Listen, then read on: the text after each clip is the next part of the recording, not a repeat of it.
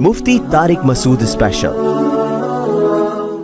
मौलाना तारिक जमील साहब का हशर क्या किया है आप देखो यार, क्या क्या हशर किया। इस कदर उस वक्त मैं देखता था कमेंट्स पढ़ता, मुझे तो रोना आता था। एक दफा मैं बाकायदा रोया हूं आंसुओं से कि यार एक की इतनी खिदमात हैं, एक आलिम की पूरी जवानी काल अल्लाह काल रसूल बयान करने में लग गई, हजारों लोगों को तौबा की तौफीक मिली। कल मौलाना तारिक जमील साहब का मैंने क्लिप देखा, जुनैद जमशेद को कैसे दीन पे लाए वो बड़ा जबरदस्त। मैंने बहुत लोगों को कि 6 साल लगे हैं जुनैद जमशेद को, 2 दफा दाढ़ी कटा चुका था वो।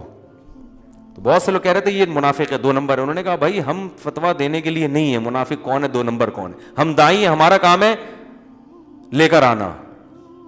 2 दफा तौबा तोड़ दी है।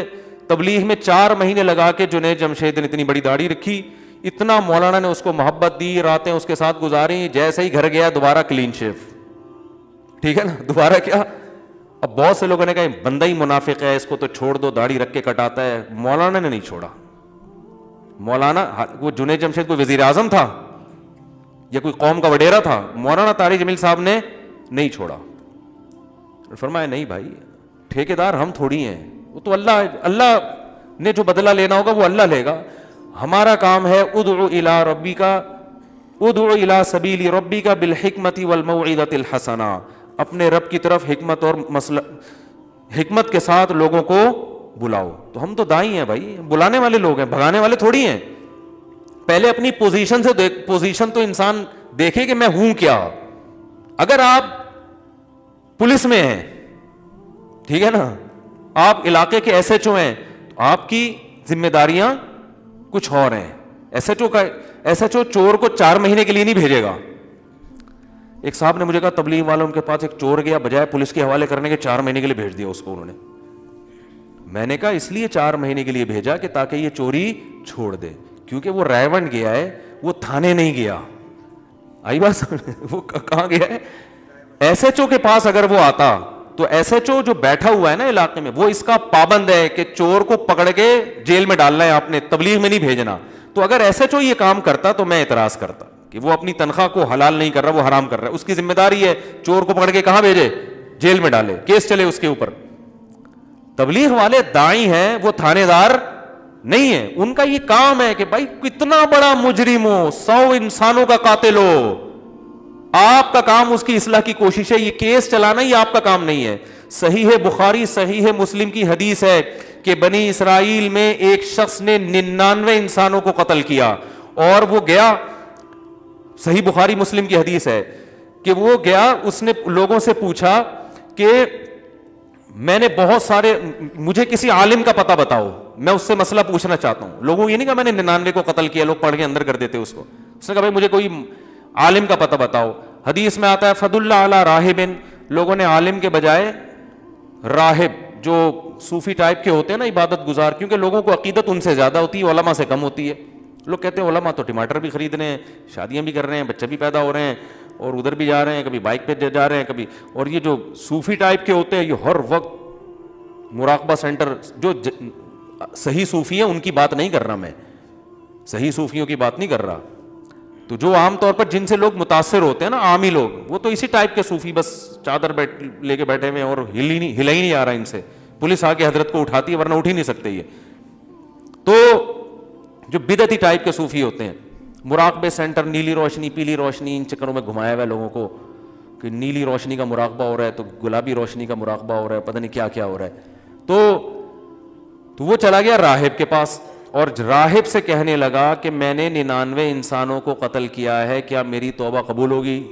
राहिब ने कहा 99 की भी कभी तौबा कबूल होती है, 1 2 3 4 5 6 होते तो कोई बात है, 99 को ये भाई नहीं होगी। उसने कहा जब नहीं होगी तो सेंचुरी पूरी करूं मैं। उसने कहा चलो इसको भी मारो, 100 पूरे कर दिए। लेकिन उसके दिल में एक जज्बा था कि भाई मेरे लिए जन्नत में जाने का कोई ऑप्शन है तो मैं भी इस तरफ आऊं, मैं भी दीन की तरफ आऊं। अब हो तो होना था, जो हो गया ना। जुनैद जमशेद ने 2 दफा दाढ़ी काटे, 20 दफा काटे, वो तो उसका काम है ना। फिर भी अल्लाह ने मौत से पहले तौबा का रास्ता खोला हुआ है। जब अल्लाह ने खोला हुआ है तो कोई भी उसको बंद नहीं कर सकता, कोई भी नहीं बंद कर सकता। ना कोई मुफ्ती बंद कर सकता है, ना कोई आलिम बंद कर सकता है। تو جب اللہ نے راستہ, تو وہ پھر اس نے لوگوں سے پوچھا کہ کسی عالم کا پتہ بتاؤ, تو لوگوں نے, حدیث میں آتا ہے فضل علی رجل عالمین, لوگوں نے عالم کا پتہ بتایا. اس سے علماء کی فضیلت پتہ چلتی ہے, عالم نے کیسا بہترین گائیڈ کیا. تو حدیث میں آتا ہے فَأَتَاهُ فَقَالَ إِنَّهُ قَتَلَ مِئَةَ نَفْسٍ فَهَلْ لَهُ مِن تَوْبَةٍ, میں نے 100 انسانوں کو قتل کیا ہے, کیا میری توبہ قبول ہوگی؟ اب جو لوگ یہ کہتے ہیں نا تبلیغ والے, چور کو بھی اور قاتل کو بھی تبلیغ میں بھیج دیتے ہیں, پولیس کے حوالے نہیں کرتے, ان کا اس حدیث میں جواب ہے. ان عالم کو چاہیے تھا فوراً تھانے فون کرتا, 100 بندوں کا قاتل موسٹ وانٹیڈ جن کی اتنی ایف آئی آریں کٹی ہوئی ہیں میرے پاس ہے, آ جاؤ. کیا خیال ہے, کرنا چاہیے تھا نا. نا نا نا نا, ان کو یہ الاؤ نہیں تھا. ایک آدمی خود چل کے آیا ہے, توبہ کے ارادے سے اپنی اصلاح کرنا چاہتا ہے. ابھی پولیس کو نہیں فون کریں گے آپ, ابھی اس کو توبہ کا طریقہ بتائیں گے. بھائی یہ آپشن ہے. باقی پولیس جانو, تم جانو, جن بندوں کو تم نے مارا ہے ان کے لواحقین جانے, وہ تمہارا ہیڈک ہے. ہاں, وہ تمہارے جس کو مارا ہے اس کا کوئی چاچا ماموں مل جائے تمہیں پکڑ لے تو وہ تمہارا ہیڈک ہے, پھر میں چھڑوانے نہیں آؤں گا. تو ان عالم نے کیا فرمایا, نام من یحول بینہ و بین التوبہ, کیوں نہیں توبہ قبول ہوگی بھائی, کس نے کہہ دیا؟ کیسا اپریشیٹ کیا جا رہا ہے اس کو. یہ ہے داعی, یعنی وہ عالم مسئلہ بھی بتا رہے ہیں اور دین کی دعوت بھی دے رہے ہیں, صرف فتویٰ نہیں دے رہے کہ تو نے چونکہ 100 آدمیوں کو قتل کیا ہے, یا تو یہ فتویٰ دیتے تو جائے گا ہی جہنم میں, اور 1-2 کے بعد آ جاتا نا, اب 100 کے بعد آ رہا ہے.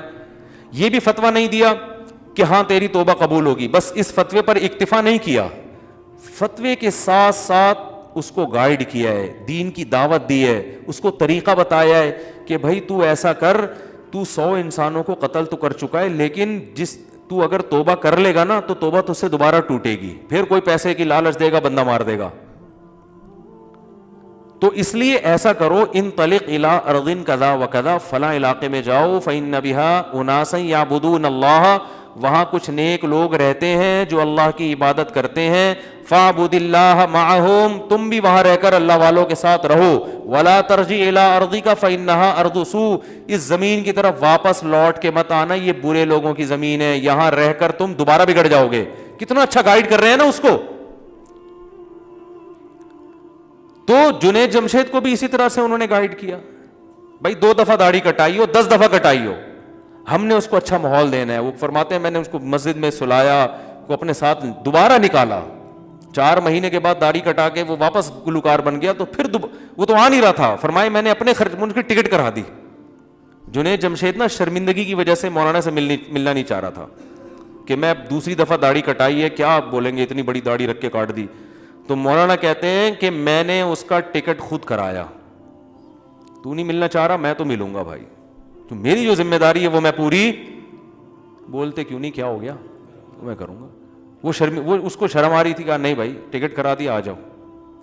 تو آ گیا, پھر اس پہ دوبارہ سے تبلیغ والے مسالے لے کے بیٹھے ہوئے ہوتے ہیں دوبارہ سے. وہ انسان بنانے والا جونپور کا قصہ تو بہت دفعہ سنا ہے نا, جونپور کا قصہ نہیں سنا کبھی آپ نے؟ وہ بہت دفعہ سن چکے, چھوڑو وہ پھر لوگ بور ہو جاتے ہیں. وہ ایک دیہاتی گیا نا, کیا کریں بات آ گئی ہے, ایک دیہاتی گیا, کسی قاری صاحب کو دیکھا, قاری صاحب کسی بچے کو کہہ رہے ہیں کمبخت تو گدھا تھا, میں نے تجھے انسان بنایا, یعنی انسان بنائے, تربیت کی. وہ دیہاتی بڑا حیران ہوا, ابھی یہاں گدھوں کو بھی انسان بنا دیتے ہیں. وہ بیچارہ, اس کو نہیں پتا تھے شہری زبان کے محاورے, تو وہ اپنا گدھا لے کر آیا, قاری صاحب اس کو بھی انسان بنا دو, قاری صاحب اس کو بھی. اب قاری صاحب کو مذاق سوجا, انہوں نے کہا یہ تو بہت ہی بیوقوف ہے. قاری صاحب نے کہا ٹھیک ہے چھوڑ جاؤ, مسالہ لگانا پڑے گا, انسان بن جائے گا. اب وہ 3-4 دن کے بعد آیا, قاری صاحب میرا گدھا انسان بن گیا. اس نے کہا وہ مسالہ زیادہ لگ گیا تھا, وہ نارمل انسان نہیں اعلیٰ درجے کا انسان بن گیا, اور وہ جونپور کا قاضی بن گیا, جج بن گیا ہے. چھوٹا نہیں ہوتا نا جج, تو بہت بڑا عہدہ ہوتا ہے. اب وہ جو جونپور کا جج ہے نا, وہ تیرا کیا ہے, وہ تیرا بیٹا ہے, جو سوری تیرا گدھا ہے جو ہے نا, میں نے جونپور کا جج بنا دیا اس کو.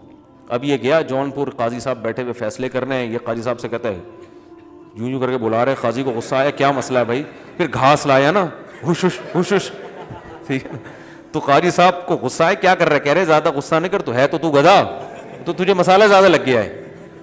تو تبلیغ والے بھی پبلک کو پکڑ کے کیا کرتے ہیں, مسالہ لگانا شروع کرتے ہیں. 6 نمبر ہو گئے, پھر صبح و شام نیک لوگوں کے ساتھ اٹھنا بیٹھنا, تو جنید جمشید کو بھی حضرت مولانا نے مسالہ لگا لگا کے بہت زیادہ مسالہ, یہ تیسری دفعہ جو مسالہ لگا نا ٹھیک ہے نا, اس میں پپیتا بھی لگایا انہوں نے, ٹھیک, تو وہ پھر توبہ کر لی اس نے سچی, اور موت کس پر ہوئی ہے؟ توبہ پر. کتنی بڑی فضیلت ہے یار. حدیث میں آتا ہے عمل کا مدار خاتمے پر ہے.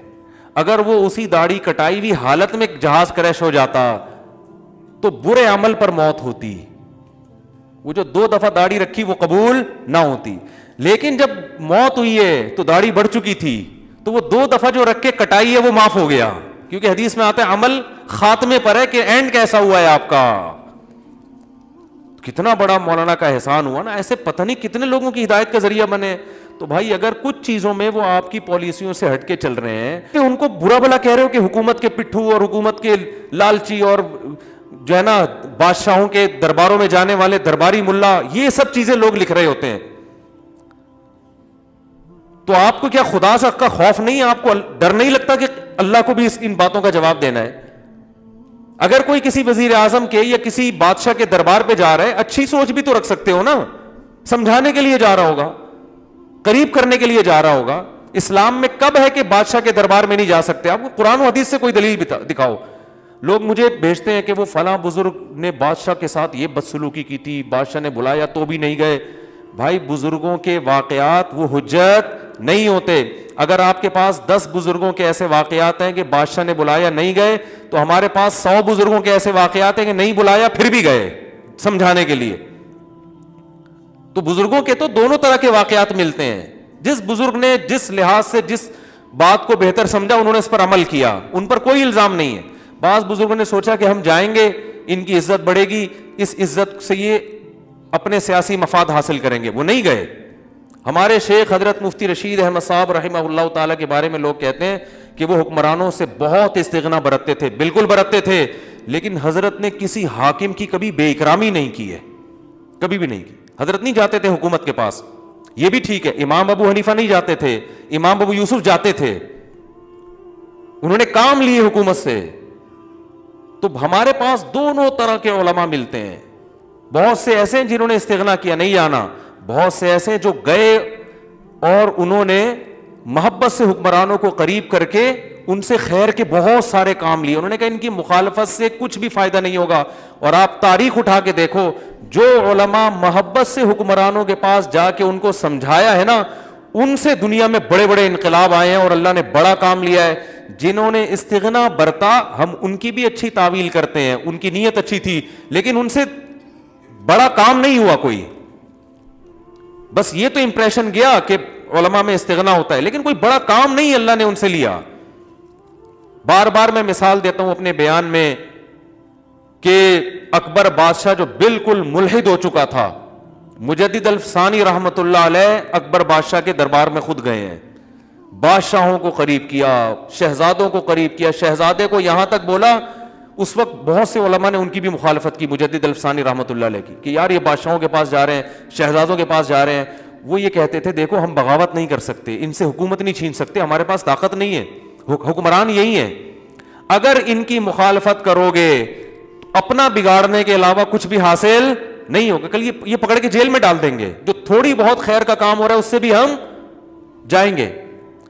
تو کیوں نہ ہم مسلمانوں کے مفاد میں ان کے پاس جائیں بغیر کسی لالچ کے. ہم ان سے ہدیہ نہیں لیں گے, ہم ان سے 1 روپیہ بھی نہیں لیں گے. تو کیوں نہ ہم پورے ہندوستان کو, اکبر بادشاہ تو وہ بادشاہ تھا جس نے ایک نیا دین بنا دیا تھا. سور کے گوشت کا حلال ہونے کا اس نے فتویٰ دیا تھا, اور مورتیاں ہندو عیسائی اور اسلام سب کو مرج کر کے ایسا کچومر نکال دیا تھا کہ بہت ہی بیڑا غرق کر دیا تھا اس نے ہندوستان میں دین کا. اور تھا بڑا مضبوط, 50 سال حکومت کی, 40 یا 50 سال. تو بہت سے علماء نے اس پہ فتوے دینا شروع کیے کہ یہ کافر ہو گیا, یہ مرتد ہو گیا, یہ اس کا نکاح ٹوٹ گیا. بہت سے علماء نے, وہ بھی ٹھیک ہے حق پرست علماء تھے, لیکن جلال الدین اکبر رحمۃ اللہ نے, وہ مجدد الثانی رحمۃ اللہ نے فرمایا کہ یہ فتوے دینے سے کام نہیں چلے گا. نبی صلی اللہ علیہ وسلم نے بادشاہوں کے پاس صحابہ کو بھیجا ہے, نجاشی کے پاس پناہ کے لیے صحابہ کو بھیجا ہے. یہ نہیں کہا کہ ہم جاؤ عیسائی بادشاہ ہے ہم کسی کی مدد نہیں لیتے, عبداللہ بن مسعود جیسے صحابی نجاشی کے پاس گئے ہیں پناہ لینے کے لیے, اور پھر اس کو محبت سے تبلیغ بھی کی ہے. حضرت جعفر طیار نے قرآن کی آیتیں پڑھی, مسلمان ہو گیا وہ. اگر وہ یہ کہتے نجاشی کون ہے, وہ تو عیسائی بادشاہ, ہم تھوڑی جائیں گے کسی کے پاس. ہرقل کے پاس خط بھیجا, سفیر گئے ہیں. تو ہمیں سیرت میں دونوں پہلو ملتے ہیں, استغنا بھی ملتا ہے اور سرداروں کو قریب کرنے کے. نبی نے سرداروں کے پاس بھی گئے آپ صلی اللہ علیہ وسلم, صحابہ بھی گئے ہیں. تو میں مجدد الفسانی رحمۃ اللہ علیہ کا بتا رہا تھا کہ انہوں نے بہت سے علماء نے فتوے دیے کہ یہ جناب اکبر بادشاہ ایسا ہے, یہ کافر ہو گیا, نکاح ٹوٹ گیا وغیرہ وغیرہ. انہوں نے کہا بھائی سارا حکومت اسی کے ہاتھ میں ہے, تو اگر ہم اس سے محبت دیں گے, اس کے قریب جائیں گے تو بہت کچھ کروا سکتے ہیں. اور اس طرح کا اگر ہمارا رویہ رہا تو اس سے ہندوستان میں شر کے علاوہ کچھ بھی نہیں پھیلے گا. مزید یہ علماء سے دور ہو جائے گا. سب کو وہ جلال الدین تو یہاں تک آ جاتا کہ وہ سب کو لٹکا دیتا. مجدد الفسانی رحمۃ اللہ علیہ نے لوگوں کی تانوں کی پرواہ نہیں کی اور بادشاہوں کے قریب گئے, شہزادوں کے قریب گئے. یہاں تک ایک شہزادے سے کہا کہ میں ضمانت دیتا ہوں میں اس وقت تک جنت میں نہیں جاؤں گا جب تک تجھے نہ لے کے جاؤں اپنے ساتھ. کتنے بڑے الفاظ ہیں دیکھو. میں تجھ سے وعدہ کرتا ہوں کہ مجھے اگر اللہ جنت میں لے کر گیا تو جب تک تو جنت میں نہیں جائے گا میدان حشر میں اللہ سے کہوں گا اللہ میں نہیں جاؤں گا جنت جب تک یہ نہیں جائے, اس کو نہیں میرے ساتھ بھیجو گے. کتنی بڑی یعنی شہزادے کو آپ مجدد الفسانی پر بھی فتویٰ لگاؤ گے حکومت کی چاپلوسی کر رہے ہیں, یہ کر رہے ہیں, وہ کر رہے ہیں. لیکن مجدد الفسانی نے ایسا کام کیا کہ جلال الدین اکبر کلمہ پڑھ کے دنیا سے گیا ہے. اس کی ساری تاریخ آپ کو خراب ملے گی, اینڈ بہت اچھا تھا اس کا. اس کی اولادوں میں عالمگیر بادشاہ پیدا ہوئے ہیں جنہوں نے ہندوستان کو امن سے بھر دیا اور کتنی زبردست حکومت کی, اور کیسے نیک ٹوپیاں بن کے اپنا گزارا کرتے تھے. عالمگیر ٹوپیاں بیت المال سے تنخواہ نہیں لیتے تھے, ٹوپیاں بنا. بادشاہ ہندوستان کا جس میں برما بھی آتا تھا, جس میں بنگلہ دیش بھی پاک, اتنی بڑی سلطنت جس کو انگریز سونے کی چڑیا کہتا ہے, اور اس کا بادشاہ کیا کر رہا ہے ٹوپیاں بن کے. تو یہ مجدد الفسانی کی محنت تھی. تو میرے بھائی جو علماء حکمرانوں کے پاس جا رہے ہیں ان کو سمجھانے, اپنے دنیاوی مفاد کے لیے نہیں, ان علماء کی قدر کرو کہ جو فرض کفایہ ہے وہ یہ ادا کر رہے ہیں اور قوم کی ملامت بھی لے رہے ہیں. تو ان چیزوں سے کچھ بھی حاصل نہیں ہوتا. تو بدگمانی, آپ کو حضرت کی مولانا طارق جمیل صاحب کی کسی پالیسی سے اختلاف ہے, ہو سکتا ہے, میں یہ تھوڑی کہہ رہا ہوں کہ وہ ان سے کوئی غلطی ہو ہی نہیں سکتی, 100% ہو سکتی ہے, انسان ہے, بشر ہیں, علمی لحاظ سے بھی غلطی ہو سکتی ہے, عملی لحاظ سے بھی غلطی ہو سکتی ہے. لیکن کسی کی خوبیاں بھی دیکھو اور اس کی خامیاں بھی. ایسا نہ ہو کہ خامی کے وقت اس کی تمام خوبیوں کو نظر انداز کر دیں. یہ نہیں ہو سکتا بھائی. اس کی وہ خوبیوں کو دیکھ کر اس کی خامیوں کو آپ نے بیان کرنا ہے. اول تو ضرورت کیا ہے, آپ سے کون پوچھ رہا ہے کہ صحیح کیا کہ غلط کیا؟ ضروری ہے کہ تبصرہ کرو. کوئی آپ سے پوچھ رہا ہے کہ اچھا کیا کہ برا کیا؟ مجھ سے لوگ کہتے ہیں اچھا کہ, میں کہا مجھ سے تو پوچھ کے نہیں کیا بھائی, اب انہیں سے پوچھو اچھا کیا کہ برا کیا. تو اگر غلط بھی کیا ہے تو زیادہ زیادہ اتنا کہ یار مولانا کی اس پالیسی سے ہمیں کیا ہے اختلاف ہے, یہ نہیں کرنا چاہیے تھا, بس ختم. لیکن وہی بات ہے, جب تک تعریفوں میں مبالغہ کر کے آسمان تک نہ پہنچا دیں اپنے لیڈروں کو, اور دوسرے جو آپ کی سیاست کے میں آپ کے خلاف ہے اس کو تحت ثرا نہ پہنچا دینا زمین کے پستیوں میں, اس وقت تک کھانا ہضم نہیں ہوتا, سکون نہیں ملتا. یوٹیوب اور فیس بک پہ, اور فیس بک پہ یہ یوٹیوب سے بھی زیادہ ہے. میں نے دیکھا فیس بک کے جو دیکھنے والے لوگ ہیں نا, یوٹیوب پہ پھر بھی کچھ سنجیدہ لوگ آتے ہیں, فیس بک کے کمنٹس بہت ہی ڈینجرس ہوتے ہیں. گالی سے شروع ہوتے ہیں, وہ جو رشتہ داروں کو گالیاں ہیں, بلب کے رشتہ داروں کو, ٹھیک ہے نا, تو وہ رشتہ داروں کو بھی گالیاں, ایسا آپ کی چونکہ پالیسی سے اختلاف کر رہے ہیں. اور اچھا, اور یہ جو اندھی عقیدت میں مخالفت کر رہے ہوتے ہیں نا بہت زیادہ, یہ اپنے لیڈروں کی ان سے بڑی بڑی غلطیوں کو پی رہے ہوتے ہیں. ان میں یہ بڑا فالٹ ہوتا ہے. آپ کسی بھی ایسے شخص کو دیکھو جو کسی عالم کو یا کسی بھی سیاسی لیڈر کو جو آپ کی جماعت کا نہ ہو, بہت زیادہ اس کی برا بلا کہہ رہا ہے نا, وہ یہاں تو حق پرست بننے کی کوشش کرے گا, لیکن اپنے لیڈر کے بارے میں وہ اس کی بڑی بڑی خامیوں کو ایسی دور دور کی تعویلات کر کے, فاسد تعویلات کر کے اس کو صحیح قرار دینے کی کہ یہ قوم کے وسیع تر مفاد میں حضرت نے ایسا کی. کرپشن بھی ثابت ہو جائے گی نا, تو قوم کے وسیع تر مفاد میں حضرت نے ایسا کیا ہے کہ اتنا پیسہ کمائے بغیر جماعت کو برقرار رکھنا چونکہ ضروری نہیں تھا, ممکن نہیں تھا تو حضرت نے کرپشن کر کے اپنی جماعت کو بچا کے ملک کو بچا لیا گویا کہ. یعنی ہر الٹی چیز پہ بھی آپ لیبل کیا لگائیں گے اگر آپ کو عقیدت ہے. تو یہی اندھی عقیدت ہے جس کی میں باتیں کر رہا ہوں یہاں پہ. اعتدال اچھی چیز نہیں, شروع سے ہی تمیز سے چلو بھائی, بہت اچھے ہیں اتنے نہیں جتنا آپ کہہ رہے ہیں, تھوڑا سا کم کر لو. میں وہ جمعے کے بیان میں بھی ایک بات کہی تھی کہ آپ کی جو سیاسی لیڈر ہے نا اس کے بارے میں آپ یہ عقیدہ رکھو کہ بہت اچھے ہیں. کیا عقیدہ رکھو؟ بہت اچھے. یہ اس لیے کہ تبھی تو ان کی جماعت میں ہو, ورنہ اچھے نہیں ہیں تو جماعت میں کیا کر رہے ہو پھر. تو آپ یہ عقیدہ رکھو بہت اچھے ہیں, اتنے نہیں جتنے ہمارے کارکن سمجھ رہے ہیں, اس سے تھوڑا سا کم. آئی بس یہ بول دیا کرو زبان سے.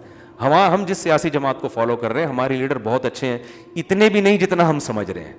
اور آپ کے مخالف پارٹی کا جو لیڈر ہے اس کو بولو یہ صحیح آدمی نہیں ہے. اگر ہوتا تو ہم اس میں ہوتے ہیں نا پھر, لیکن اتنا برا نہیں ہے جتنا ہم بولو سمجھ رہے ہیں. اتنا بھی کر لو گے تو شاید قیامت کے دن بخشش ہو جائے گی. جیسے معین اختر نے کہا تھا کہ میں عربی ڈرامے دیکھتا ہوں, شاید بخشش ہو جائے قیامت میں. اللہ کہے گا تو انگلش بھی دیکھ سکتا تھا, تو ہندی ڈرامے بھی دیکھ سکتا تھا جہاں اتنی بے حیائی تھی, اور عربی ڈراموں میں بھی سنا ہے بڑی بے حیائی ہوتی ہے, لیکن چلو عربی سے محبت کی وجہ سے دیکھ رہا ہے. بخشش کا فتویٰ نہیں دے رہا میں, بخشش کا آپ ڈرامے دیکھنا شروع کر دیں, ایک مثال دے رہا ہوں. معین اختر کا پروگرام آتا تھا نا, تو اس میں پوچھا گیا کہ آپ کیا کرتے ہو دبئی میں, اس میں کہا عربی ڈرامے دیکھتا ہوں, شاید بخشش ہو جائے اسی سے قیامت کے دن. تو میں بھی اچھی تعویل کر کے کہہ رہا ہوں کہ اگر آپ اتنا عقیدہ رکھ لو کہ میرا جو لیڈر ہے وہ اچھا ہے, اتنا نہیں جتنا ہم لوگ سمجھ رہے ہیں, 2 نمبریاں بھی بہت ہیں, کچھ اتنے بھی نیک نہیں ہیں, بہت کچھ ہے, الٹا سیدھا بھی بہت چل رہا ہے, ٹھیک ہے نا. چلو چل رہا ہے, سبھی چلا رہے ہیں تو انہوں نے بھی چلا لیا, ٹھیک ہے نا, ٹھیک ہے نا. جہاں سب کے اتنے چترول قیامت میں لگ رہے ہوں گے, 2-4 ان کے بھی لگ جائیں گے, ٹھیک ہے نا. بس یہ سوچا کرو. اور سامنے والے کے بارے میں جو آپ کے اپوزیشن میں جو آپ کے مخالف ہے اس کے بارے میں کہ یار یہ برا آدمی ہے, اتنا نہیں جتنا ہم کہہ رہے ہیں, اس سے تھوڑا سا کیا ہے کم ہے. تو یہ سیٹنگ اگر آ جائے نا تو بہت حساب کتاب کیا ہو جائے گا, اچھا ہو جائے گا. تو خیر, ام لہم شرکاء فلیاتوا بشرکائہم ان کانوا صادقین. اللہ فرماتے ہیں کیا ان کے شرکاء ہیں تو وہ لے آئیں ہمارے سامنے, ہم بھی دیکھ لیں کون ان کو قیامت کے دن بخشوائے گا. ذرا لائیں تو صحیح نا, کوئی کون ہم سے زبردستی کون بات منوا سکتا ہے. ام لہم سلم یستمعون فیہ فلیأتی. کیا ہے بھائی قرآن کی آیت یار, یہ میں روز ہر دوسرے دن فجر میں یہ تلاوت کرتا ہوں یہ سورت میں. ام لہم سلم یستمعون فیہ فلیأتی مستمعہم ان کانوا صادقین. کیا ان کے پاس کوئی سیڑھیاں ہیں جہاں چڑھ کے یہ اللہ کی باتیں سن لیتے ہیں, ان کو پتہ چلتا ہے کہ اللہ نے میرے بارے میں کہا ہے کہ یہ جنت میں جائے گا اور اس کے بارے میں کہا ہے کہ یہ جہنم میں جائے گا, اور کرائٹیریا انہوں نے خود حق اور برائی کا بنایا ہوا ہے. تو ان کے پاس تو کوئی دلیل نہیں ہے. جب ان کے پاس نہیں ہے تو جس جبریل اور جس فرشتے کے ذریعے ہم جو کلام کر رہے ہیں اسی پر ایمان لے آؤ, وہی دلیل ہے.